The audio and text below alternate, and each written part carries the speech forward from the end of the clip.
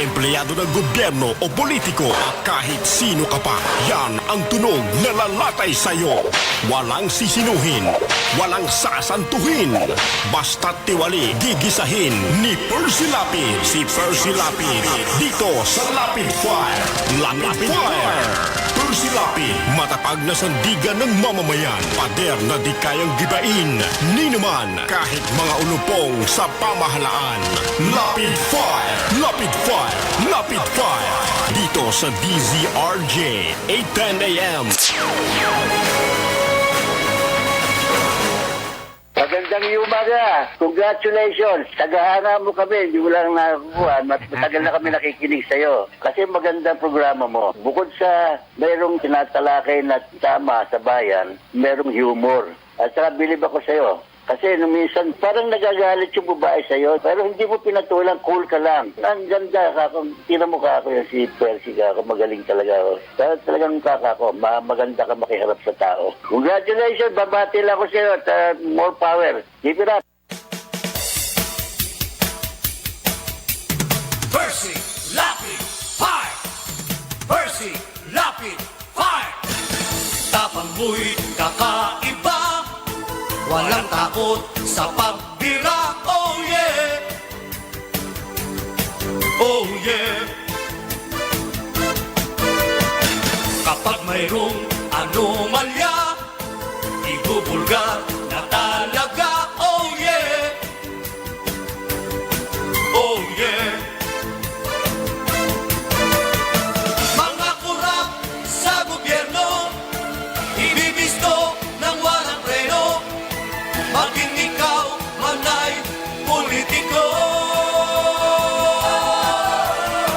Artista man o kahit sino, pasasabugin ang baho mo. Sa Lapid Fire, walang sinisilo. Percy Lapid Fire! Makapal man ang iyong mukha, sa Lapid Fire di uubra. Oh yeah! Oh yeah! Kahit pader, ginigiba, basta't mali, binabangga. Oh yeah! Oh yeah!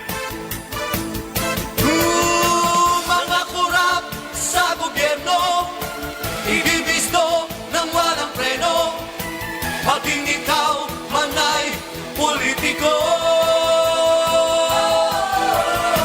Artista man o kahit sino, pasasabugin ang baho mo.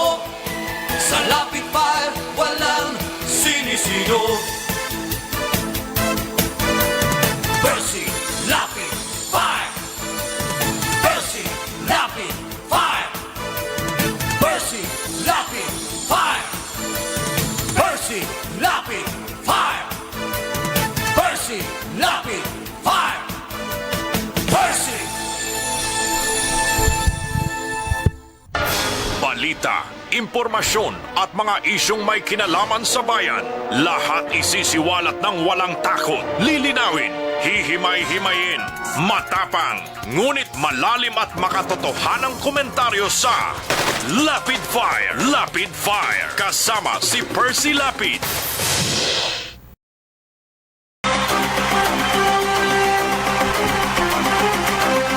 Magandang gabi po mga kaibigan. Muli pong sumasa inyo ang palatuntunang Lapid Fire. Tayo po'y napapakinggan Lunes hanggang Biyernes, pagsapit po ng alas 10 ng gabi hanggang alas 12 ng hating gabi. Dito po yan sa makasaysayang himpilan ng DZRJ 810, ang Radyo Bandido. At gaya po naman ng dati, tayo po ay tatalakay ng mga issue na ating pag-uusapan ngayong gabi, kasama ang batikang komentarista na si Ka Peter Talastas. Magandang gabi, Peter. Magandang gabi sa lahat ng ating mga taga-subaybay sa buong mundo dito po sa Lapid Fire. Sa bayan po, napapanood din ang ating mga palatuntunan dito po sa ating impilan sa Channel 224 ng Sky Cable. Sa mga gumagamit po ng digital boxes at TV Plus. Samantala, nasusubaybayan tayo sa ating po mga live streaming sa FB at sa YouTube. Sa gawing kanan po ng ating live streaming sa FB, may ano po tayo, yung chat room. Mari kayo mag-type ng mga reaksyon na ating pong babasahin sa kabuuan ng ating pagtatanghal. At meron din po tayong mga landline dito po sa ating himpilan at mga text line kung saan maring itawag at ipadala ang inyong mga reaksyon. Sasamahan po tayo sa technical side ng ating idol, ang Macho Guapito. Ang ating technical director, si Ariel, hanggang alas 12 sa pagtatanghal ng Lapid Fire. Ang balitang ito ay hatid sa inyo ng Hataw. Number 1 sa balita, basta tabloid, Hataw. Walang preno kung bumatikos. Malalim at makatwirang komentaryo. Mag-ingat ang mga politikong gumagawa ng kalokohan at baka kayo ay tamaan ng Lapid Fire!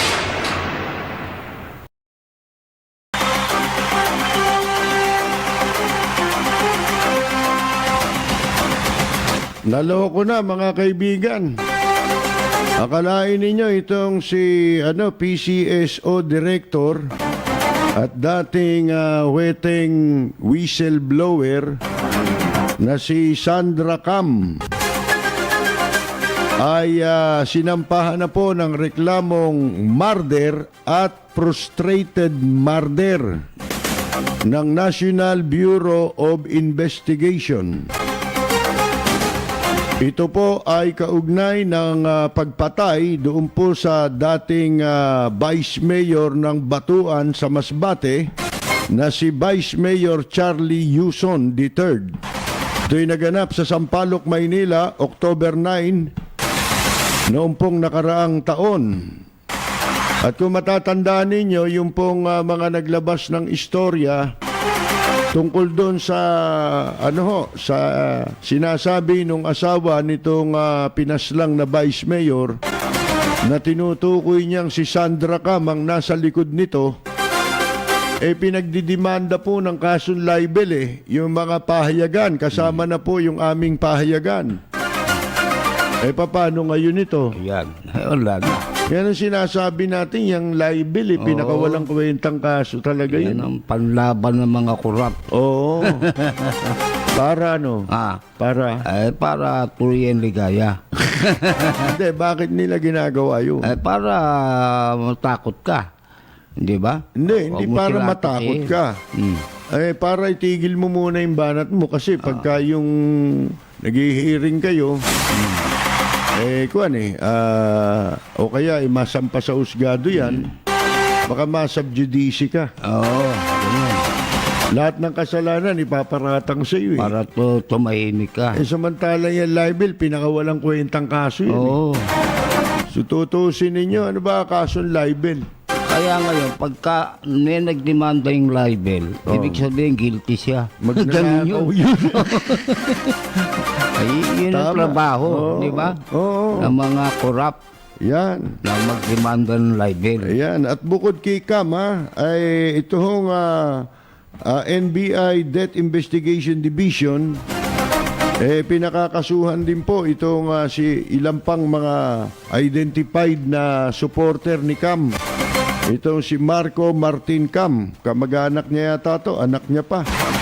Si Nelson Cambaya, Junel Gomez, Bradford Solis ba, mga pangalan nito? Kala mo mga artista, no? Bradford White. Ha? Kaya rin, Si Robert Bradford. Si Juanito de Luna. Si Rigor de la Cruz. Yan. Yan pong mga, itong sila Gomez, de Luna at de la Cruz, naaresto na po ito isang araw matapos patayin ito pong si Yuson, yung dating Vice Mayor.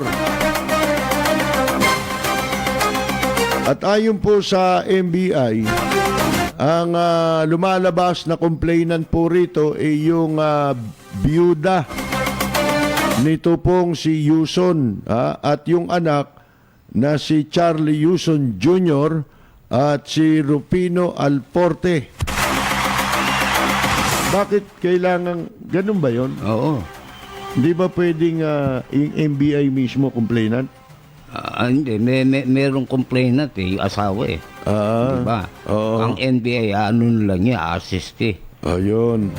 Ito'y base naman sa investigasyon nila Di ba? At saka natatandaan natin, ipinag-utos pa ito ni ni Guevara. Yung investigasyon dito sa NBI, di ba? Na investigahan yan. Oo. Nangyari yan, malapit sa amin Sampaloc nga. Sampalok yan, naglakad lang yung bumaril Maganda Maynila ngayon, ano? Oo, ganda. Nagiging lugar ng patayan. Di ba kamakailan lang, may mayor na pinatay dyan? Meron, no? Sa Malati naman pinatay, ano? Sa Maynila, ginagawa ngayon ang patayan, mga kaibigan. Malinis kasi. Oo. Madali makatakbo. Walang pulis. Abala mga pulis Abala. Abala, Saan? Sa pag-iikot.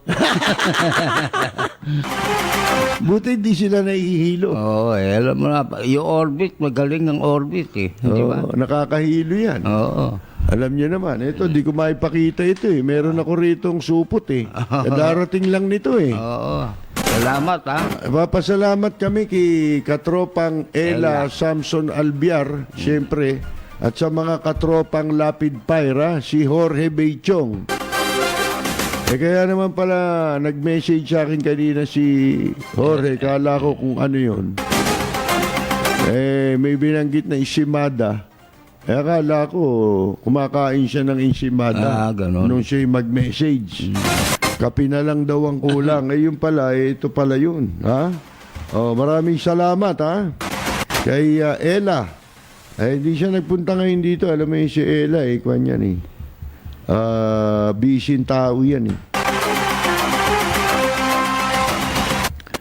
sabi naman ni Cam dito, mga kaibigan, sabi niya, Peter, hindi raw totoo yan, yung pagkakasangkot sa kanya dyan, mga kaibigan.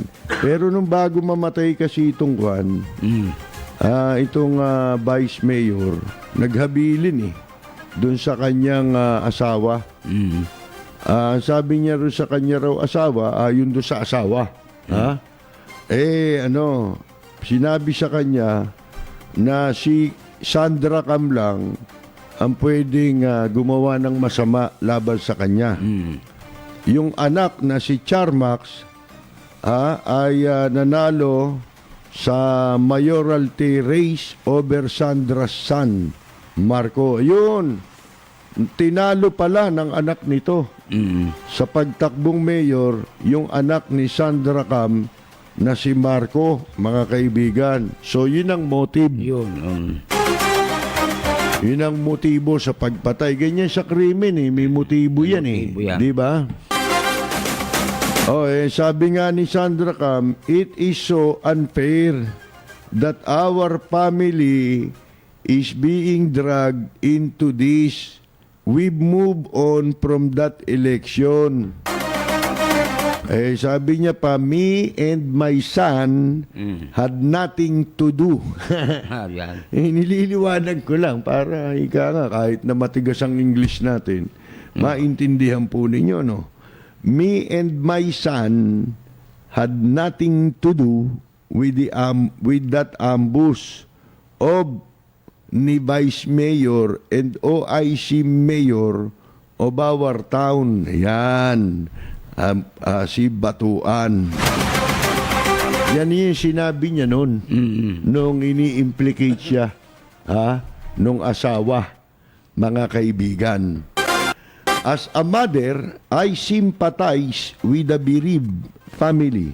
Pero, hindi po totoo na politically motivated. Yan, Wait for the investigation to roll. Huwag muna sana tayong gumawa ng mga espekulasyon. Yan ang sabi niya di ba? Paano to? Ito na yung investigasyon Ibig sabihin yan, Oh. may report ng NBI, may probable cause. Oh. Kaya siya na inano. Oo. Di ba? Ini Iniimbestigahan niya yun. Oh, ito na nga ang Yan resulta, 'di ba? Sa gawa ng investigasyon ng NBI May probable cause. at nakita na ikaw ay dapat kasuhan. Yan. Paano yung kinasuhan mo ng libel? Wala na yun. Absuelto na yun. Multi academic na yun. Oh, kasi ikaw, demanda ka pa ng demanda eh. Nilabas lang naman yung sinabi ng babae. Dapat yung babae dinimanda mo. Yun, no? Di ba? Yun na nag-akusa sa'yo eh. Yung isang walang yan na demanda sa akin eh. Isinulat ko, yung nakalagay sa lumabas na dati sa dyaryo. Oo. Ha? Siyempre tayo, pag nagsusulat tayo, kailangan bibigyan mo ng background, aalamin mo kung sino ba itong taong ito. Yun yung track record na hinahanap natin. Parang sa pagpili ng kandidato na lagi kong sinasabi. Pipili tayo base sa track record. Merong isang opisyal na alam mo, nakarating sa iyo ang balita, nasagap mo ang balita bilang isang media man, na ito ay gumagawa ng hindi tama. Mali ang ginagawa nito, labag sa batas. Ha? Diba? Isipin ninyo yan, mga kaibigan. Wala na bang ibang pwedeng magsalita? Oo. Ha? O magpalusot? Yun ang mahirap. Hindi, nagbanta eh. Oo. Di ba? Ngayon, siyempre, ang sama nung yung babantaan mo yung kwan. Si Marcos, eto maraming ginawa. Di ba? Martial law, nagpasara din. Pero walang ganyan yung pananakot. Wala. Yung bago gawin, kwan, sinasabi, ito kayo, ito, ha? Hindi in-air yung advertisement ko. Grounds ba yun? Ito yung sinasabing, dapat kasi, umiral sa ating mga salipunan, lalo na, especially sa gobyerno. Pag nasa gobyerno ka, marami kang hindi pwedeng gawin eh. Oo. Marami kang hindi pwedeng sabihin. Di ba? Nakalinya ka dyan eh. Marami kang ikakartail mo yung sarili mo eh, di ba? Yung freedom mo eh, di ba? Marami kang yung ibig sabihin, hindi ka na karaniwang katulad ng karaniwang tao, di ba? Si Marcos nga, kahit nung martial law talagang ingat siya sa pagsasalita. Tsaka wala siyang yung sinasabing mga kung ano-ano, di ba? Ingat na ingat siya. Yung wala siyang ina-antagonize, di ba? Wala. Hindi siya nagsasalita ng ganun. Oo. Pero asa kanya na power, di ba? Martial law Ewan ko kung ginagaya niya si Marcos. Ako, Diyos ko. Malayo. Ha? Malayo. Si Marcos, bago naging abogado, naging sundalo muna. Diba? Sumabak muna sa gera. Kaya tapos, ang gusto niyang gawin yung pagkakamali. Alam ni Marcos. Si Marcos, magaling na leader. Pinaniniwalaan ko yan sa kanyang pagiging leader. Ang totoo wala nga ako may paparis na pwedeng maging Marcos. Ang gusto nilang pamarisan yung hindi magandang kasaysayan sa pamumuno ni Marcos. Alin yun? Ano ba naging pagkakamali ni Presidente Marcos, mga kaibigan? Alam ba ninyo? Sino makapagsasabi sa inyo? Alam ng iba to Di ba, minsan binabanggit ko nga, panoorin ninyo yung state visit ni dating Pangulong Marcos doon sa United States, di ba? Kung saan binigyan siya ng napakagandang reception na hindi pa naibigay. Hindi natin nakitang ibinigay sa ibang naging presidente ng Pilipinas. Yung patikan yun doon sa White House, pinaputok. Mga kaibigan, lintik po ang ganda ng pagtanggap na ginawa ni President and Mrs. Reagan kay Marcos sa Washington. Ngayon, lahat ng mga pangyayaring importante ro, naidokumento yan Isa sa mga itinerary ni Marcos doon, humarap siya bilang panauhing tagapagsalita sa National Press Club of America. Yun, Amerika yun. Yun. Hindi narito ha. Oo. Wala. Basurahan yan. Nung Ito yung tunay. Oo. Mga tunay ito. Mm. Ngayon, yung presidente ng National Press Club doon, ang mismong nagbabato ng tanong kay Marcos. Siya ang unang nagtanong. Oo. Babae yun eh. Alam niyo ba kung ano itinanong kay Marcos? Doon makikita niya na ninyo ang naging parang kung tawagin Waterloo. Ha? Kung ano yung naging sanhi ng pagbagsak sa kapangyarihan ni dating Pangulong Ferdinand E. Marcos. Hindi na, ang galing ni Marcos ha, Oo. sa diplomacy, magaling si Marcos eh. Oo. Ang galing sumagot doon sa tanungan na yun ng mga miyembro ng National Press Club of America. Ano yung tinanong sa kanya?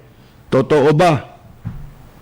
Unang tanong sa kanya sinisingil mo ng mahal na upa ang Amerika doon sa mga base militar sa Pilipinas. Ayun. Yun agad. Yun na ho yun eh. Mga kaibigan eh. Senyas na yun. Signal na yun eh. Hindi, yun yung pinagmulan. Oo. Yun yung cause, mga kaibigan. Kasi pati yung pagtanong ng reporter, galit eh. Mga kaibigan eh. Sinagot sila ni Marcos eh. Hindi niya minura. Hindi niya sila minura. Kaya doon, lalong napahiya yung mga Amerikano. Kasi ang galing sumagot ni Marcos. Mga kaibigan, sinabi niya na mga kasama ng Amerikano kami sa gera. Sama kami lumaban, gano'n, ganito. Ilang gera yung magkasama, anya.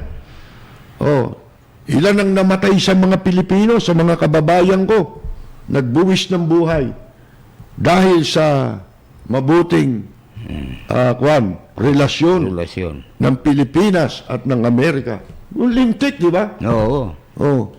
Pagkatapos yun nga, yung compensation para dun sa mga ginawa ng Pilipino rin na pagtataya ng buhay, parang hindi nabigyan, na natumbasan ng pagkilala. Hindi yung garapal. Yun ang ibig ko sabihin. Alam niyo na ibig sabihin nun di ba? Pero, yun ang pinaka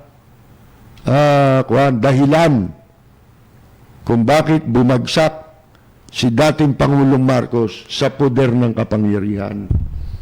Ikinagalit sa kanya ng Amerikano. Hindi pa siya antagonistic nun. Oo. Ito mga kaibigan Talagang derechahan yan eh. alam niyo na ba? Na dahil dyan sa BFA na yan, mga kaibigan, na sa mga pakikipag-away na wala naman dahilan, lalo na yung pwede mo namang idiplomasya, ba't kailangan mong singhalan? Kasi Diba? si Marcos magaling sa warfare.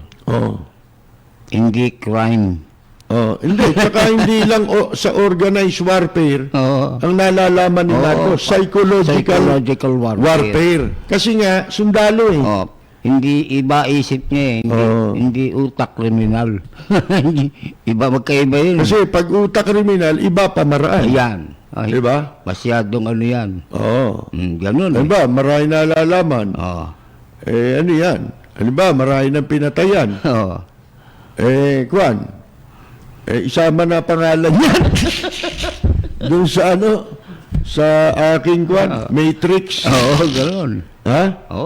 Pwede. Kasi Kasi gano'n. yung takbo ng utak nandun yun eh. Yun. Yung takbo ng utak ni Marcos, nakikita mo iba. Eto, hindi nila alam. Yung mga sinasabi natin na bilang babala sa posibleng pwedeng maging resulta Yan. ng mga maling pagpapasya, yung padaskol-daskol na pagpapasya, katulad sa BFA na kinansila, mga kaibigan. Dahil lang sa ang ginagamit na justification yung pagkansila din sa visa lang ng isang tao. Mga kaibigan mo yan, naintindihan namin kung kahangahangang katangian din yan. Oo. Yung mabait ka masyado sa kaibigan.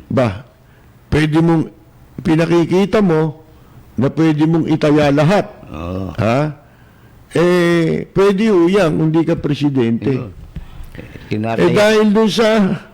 Dahil dun sa pagpapakita mo ng pagpapalaga sa kaibigan, nakalimutan mo, may responsibilidad ka sa taong bayan yun at sa bansa. Yun ay itinayaan niya eh. Hindi ka naman dyan nanumpa eh. Oo.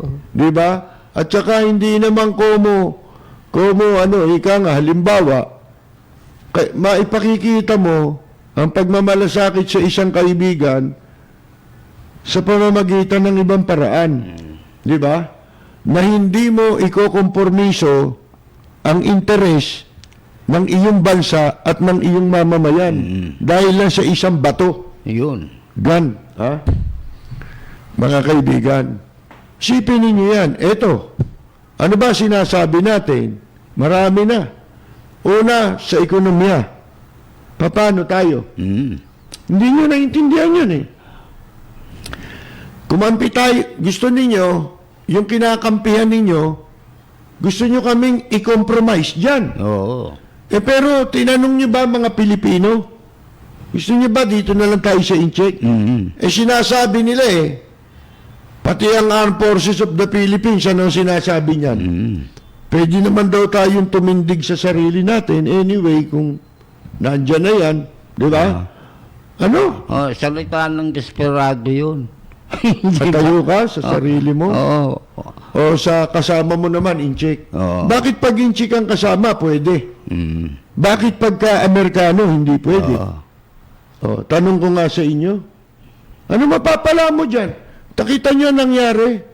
Collapse na ang China, ang ekonomiya ng China. Wala na. Wala na yan, mga kaibigan.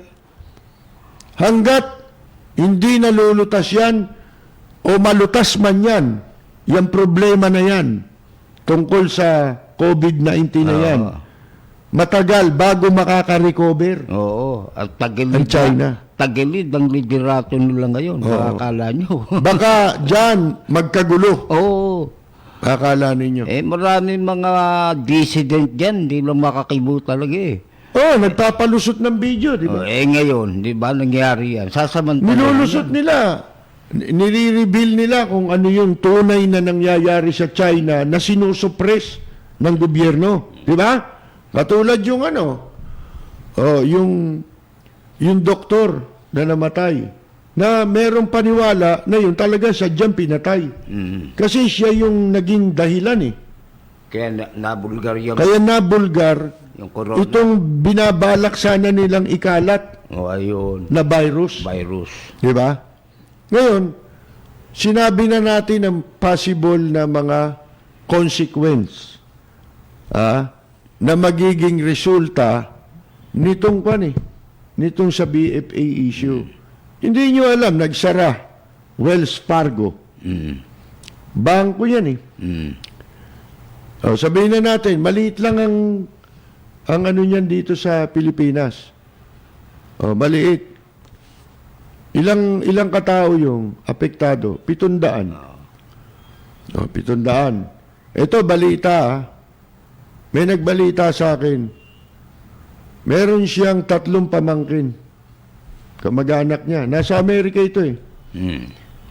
Mga dating teacher ito sa isang kolehiyo, university, na nag-resign bilang teacher at pumasok sa call center bilang call center agent. Malaki sweldo dyan. Ang mga call centers dito, dominated ng American ito eh. O kaya, kung may iba pa, mostly American companies ito eh. Di ba? Na, yung tungkol sa medical records, di ba? Yung call center eh. Ngayon, ito raw tatlong pamangkin niya na nag-resign sa pagiging teacher at pinili na maging call center agent sapagkat mas malaki ang sweldo. At saka dito sa bansa natin ngayon, sa Pilipinas, sa ilang taon na ngayon, maraming professional, maraming nakaka-graduate sa koleyo, nagtatapos ng koleyo, may mga degree, pero marami ang walang trabaho. Ngayon, nagbukas lang ng opportunity, iba-ibang kurso ito, mga tinapos, mga degree. Walang mapasukan, walang trabaho. Pero, nung magbukas ang mga call center, Yan, nagkaroon sila ng trabaho kahit hindi nila linya yan. Ayan. Hindi nila pinag-aralan yan. Oh. Yan nakakatulong sa ekonomiya natin. Di ba? Siyempre, Mga American mostly yung call center eh. ito kumukuha ng trabahador Oo. di ba? Ang lalaki ng sweldo pa. Malaki pinansyeldo. Di ba? Malaki pa kung ikukumpara mo doon sa kanilang tinapos na kurso. Kung yung kurso nila, ang pinapractice nila, talo dito sa call center. Oo. Hindi ba? Malaki ang sweldo. Ayon sa kanya, doon sa nagbalita sa atin, nalulungkot siya kasi itong tatlong kamag-anak niya, wala ng trabaho ngayon. Sapagkat yung kumpanya, call center company na kanyang pinapasukan, nagsara na Ayun. Sinara yung dito sa Pilipinas. dito sa Pilipinas. Yan. Kamag-anak niya yung apektado, kaya alam niya. Oh. Totoo, tatapatin ko sa kayo Yung tumawag sa atin, Maka Duterte yun. Siya nagkwento. Nasa Amerika yun. Ngayon, siyempre, malulungkot nga yun. Kasi, kamag-anak mo yan Yun ang diba? kaya tayong gawa ng indirect embargo. Hindi direkta, pero ganun ang epekto. Yan yung sinasabi namin na pwede tayong sanction Mga kaibigan, yung BFA, hindi lang ho yun protection ng Amerika. Actually, mutual nga Kasama tayo sa proteksyon. Kung manganganib itong Pilipinas, makikialam ang Amerikano. Oo. May treaty. Oo. Yung Mutual Defense Treaty. Kasi pag nanganib tayo, manganganib sila. Oo. Hindi nila pwedeng pabayaan na manganib itong teritoryo ng Pilipinas na kanilang pinoprotektahan. Kasi pag napahamak tayo, mawawalan na sila ng kanilang depensa. Oo. Na halimbawa, nasakop ito. Katulad yung ginagawa ngayon sa West Philippine Sea. Oo. Yun na yan Kaya nakita ninyo yung ibang mga katabi nating bansa dito sa Asia, sila lumalaban Mahal mo talaga. Di ba? Katulad ng Indonesia, di ba? Yung Vietnam, ganun din. Indonesia, di ba? May umiikot-ikot na barko dyan. Pinadala nila ng barko. Lumayas Pagka kayo na pumasok pa dyan, gigirahin namin kayo. Di ba? Oo. Oh. Teritoryo nila yun Ano ginawa nila? Umatras sila. Ngayon, makikita mo, pati yung pagputok niyang coronavirus na yan, ang incheck, walang kapasidad yan. Pagdating sa gera, puro panakot lang yan. Oo. Wala pang kasaysayan na yan, lumahok sa gera. Ano ibig sabihin yan? Makikita mo nagdi-develop sila ng mga ano tawag mo riyan? Yung Virus.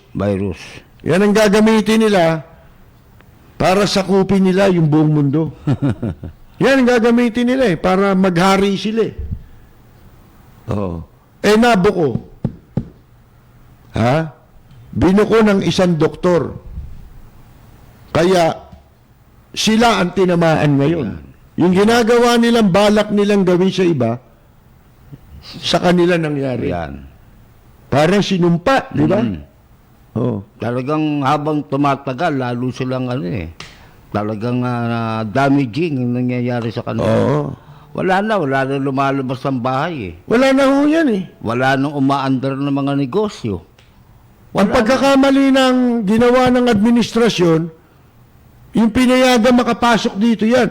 Paano mo ngayon tataboy itong mga to? Yan, ang dami yan. Ang dami na nila rito. Oh, 2,000 pala, araw-araw yung pumapasok. Oh. Biro mo yan. Kita mo na. Tagal Di ba na. sinasabi ko sa iyo, tumambay ka lang sa airport? Nung wala pa yan. Oo. Hindi pa pinag-uusapan yung virus na yan, wala pa yan.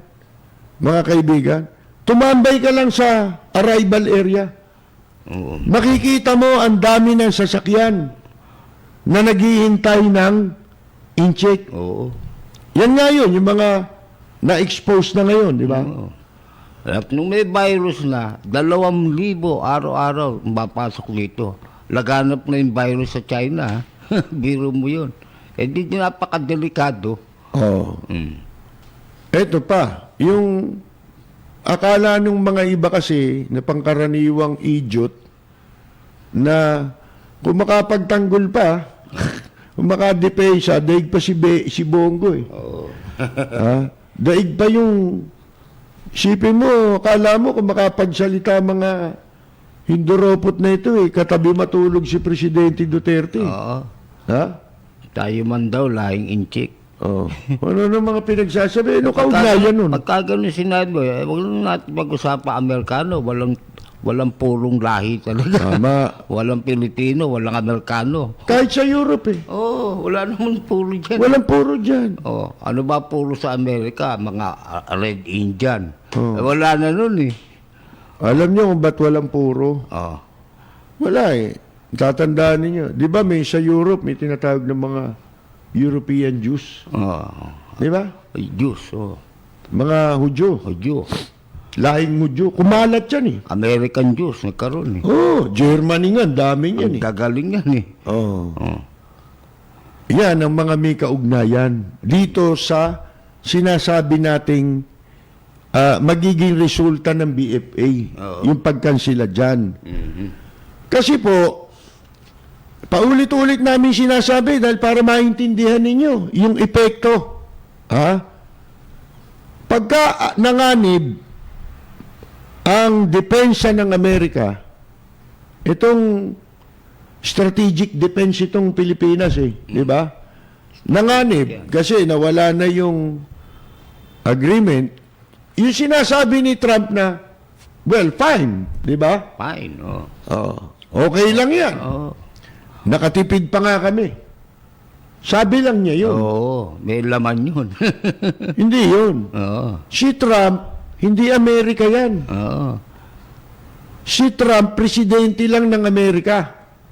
Binanggit ko kanina si Marcos. Bakit? Kaibigan niya si President Reagan eh. Oo. Nung nagpunta siya ron eh.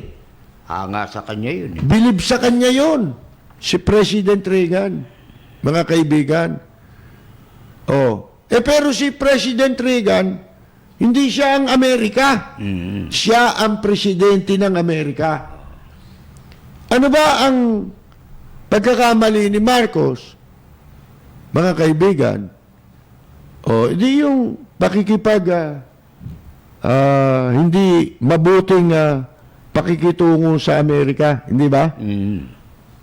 Mga kaibigan. Interest ng Amerika. Sa interes. Ano ba interes ng Amerika?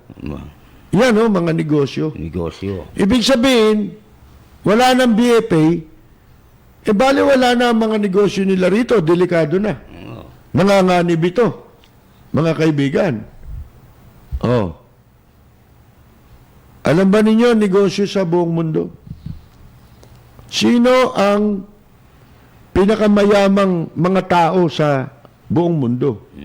Sino ang may kontrol ng ekonomiya ng mundo? Ha? Sa lahat-lahat. Hindi ba mga Hudyo? Oh. Maraming Hudyong Amerikano eh. Mga American Jews, yan na may Doon pa nga nakabase. Oh, yun Sa naman. Europe, marami. Dami. Mga kaibigan, sa buong mundo, sabihin mo ang pinakamalalaking kumpanya na hindi walang lahing Hudyo. Oo. Si ano, yung si pangalan nun, sa internet, Si Hudyo yun. Facebook, Oo. tsaka yung isa, Oo. yung Microsoft. Yun. Oo. Oh. Mga Hudyo yan. Mga Hudyo lahat yan, mga kaibigan. Rockefeller. Oh. Hudyo yan. Yan na nga eh. Walang bansa na malalaki Oo. na hindi,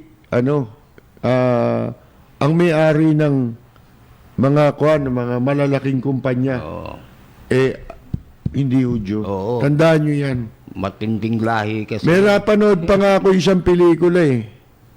Kasi sa Amerika dahil yung mga Hudyo nga mayayaman, di ba?